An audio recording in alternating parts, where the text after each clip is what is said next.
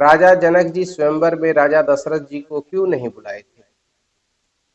राजा जनक जी के राज्य में एक आदमी का शादी हुआ और शादी होने के कुछ दिन के बाद उसके पत्नी उसके घर चली गई।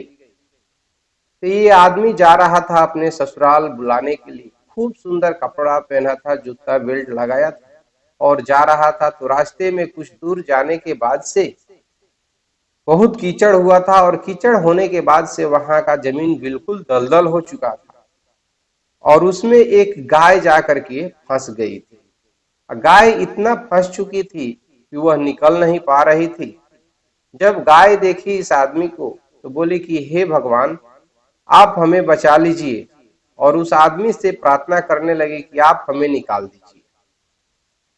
वह आदमी उस गाय का बात सुना, मगर सोचा कि अगर हम इस गाय को निकालेंगे तो हमारा पूरा कपड़ा कीचड़ से भर जाएगा, तो हम कैसे ससुराल जाएंगे? हम ऐसे कीचड़ वाला कपड़ा पहन के तो ससुराल नहीं जाएंगे ना।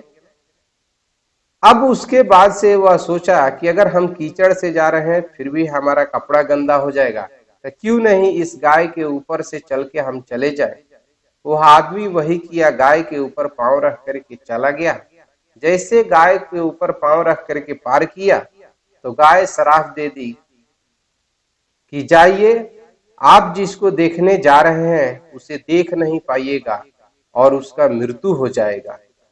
जब यह बात वो आदमी सुना तो बहुत दुखी हुआ कि हम जा रहे हैं अपने पत्नी के पास और पत्नी को देखेंगे तो हमारा आंख अंधा हो जाएगा और हमारी पत्नी मर जाएगी। वो बहुत दुखी होकर के अपने ससुराल गया। ससुराल जाने के बाद से घर के बाहर बैठा था। घर के सब लोग आए बुलाने के लिए, मगर वो घर में नहीं जा रहे थे कि हम अगर अपने पत्नी को मुंह देखेंगे तो हमारा आंख अंधा हो जाएगा और हमारी पत्नी भी मर जाएगी। जब देखी पत्नी कि सब लोग बुलाकर हार गए हैं तो वो सोची कि क्यों नहीं हम ही चल के बुला ले। तो पत्नी आई बुलाने के लिए, तो यह अपना मुंह ढक करके नीचे करके बोल रहे थे। पत्नी बोली कि आप मुंह नीचे करके क्यों नहीं बोल रहे हैं, आप हमारे सामने देखिए। ये सब कह करके बताए। पत्नी बोली कि देखिए, हम भी एक पतिव्रता नारी है और हम आपको बचा लेंगे, आप हमारे सामने देखिए। जैसे अपना सर ऊपर उठाए देखने के लिए, तब तक इनका दोनों आंख से दिखाई देना बंद हो गया और पत्नी इतना पतिव्रता थी जिसके वजह से उसका मौत नहीं हुआ। पत्नी अपना पति के लेकर के राजा जनक जी के पास आई और आके राजा जनक जी के चरणों में हाथ जोड़ करके गिर पड़ी और बोली कि हे राजा जनक जी, हमारे पति को गाय का श्राप लग गया है। आप प्रयास कीजिए कि यहाँ के विद्वान ब्राह्मणों को बुला करके दिखाइए कि इन्हें कौन सा श्राप लगा है और उसका हल क्या होगा। राजा जनक जी राज्य के सभी विद्वान ब्राह्मणों को बुलाए और बोले कि इनको गाय का श्राप लग गया है और इनको कोई ऐसा रास्ता बताइए जिससे ये बाहर निकल जाए, इनको आंख से दिखने लगे।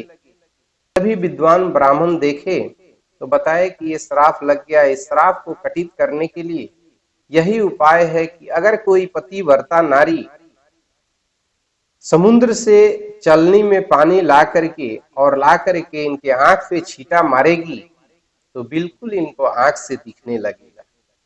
राजा जनक जी सोचे कि हमारे महल में तो बहुत सारी रानियां हैं, क्यों नहीं ये खबर हम अपने महल में भेजाऊं। तो राजा जनक जी पहले ये खबर महल में भेजाए।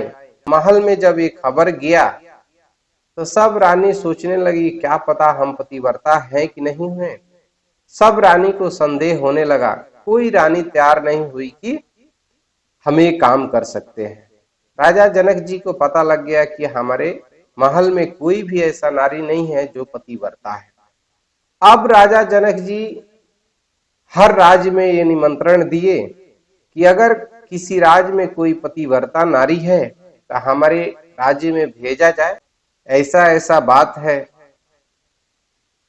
जब अयोध्या नरेश राजा दशरथ जी के पास ये निमंत्रण गया तो अयोध्या नरेश ये निमंत्रण को पढ़े तो रानी से बोले कि हे रानी, अपने राज्य में कोई ऐसा पतिव्रता नारी है जो यह काम कर सके। रानी बोली कि हे राजा, इस राज्य में रानी को छोड़िए, यहाँ हर एक दासी भी जो है वो इतना पतिव्रता है कि मत पूछिए। तो राजा दशरथ जी बोले, एक काम कीजिए कि एक कोई ऐसे नारी को भेज दीजिए राजा जनक जी के पास कि ये काम कर सके। रानी एक अयोध्या की एक दासी को भेजे जो अयोध्या में झाड़ू और पोछा लगाती थी। उस औरत को भेजा गया राजा जनक जी के राज्य में। राजा जनक जी उस औरत को बहुत इज्जत सम्मान से बुलाए और बुला करके बोले कि ये आदमी को गाय का श्राप लग गया है और जो पतिव्रता नारी होगी वही समुद्र से चलनी में पानी लेकर के आएगी और आंख पर छींटा मारेगी तो बिल्कुल इनके आंख से दिखाई देना चालू हो जाएगा।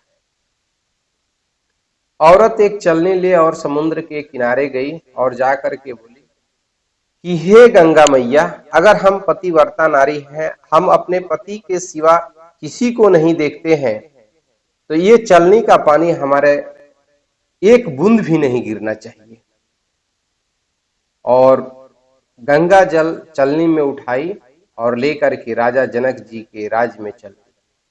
वो चलनी से एक बूंद पानी नहीं गिर रहा था। राज्य में जब सभी लोग देखे कि चलनी से पानी नहीं गिर रहा था, बहुत खुश हुए कि देखिए कितना पतिव्रता नारी है जिसके चलनी से एक बूंद पानी नहीं गिर रहा है। और ला करके उस आदमी के आंख पे छींटा मारी, उस आदमी से आंख से दिखाई देने लगा। अगला दिन राजा जनक जी सब व्यवस्था करके विदाई करने के लिए तैयार कर दिए। अब जाने के समय में राजा जनक जी पूछे कि आप कौन से कास्ट हैं? वो औरत बोली कि हम अयोध्या में झाड़ू पोछा करते हैं, सफाई के काम करते हैं, हमारा यही काम है। राजा जनक जी समझ गए कि अयोध्या के एक दासी जो झाड़ू पोछा लगाती है वह इतना पतिव्रता है। इसी कारण से राजा जनक जी अयोध्या में निमंत्रण नहीं देते।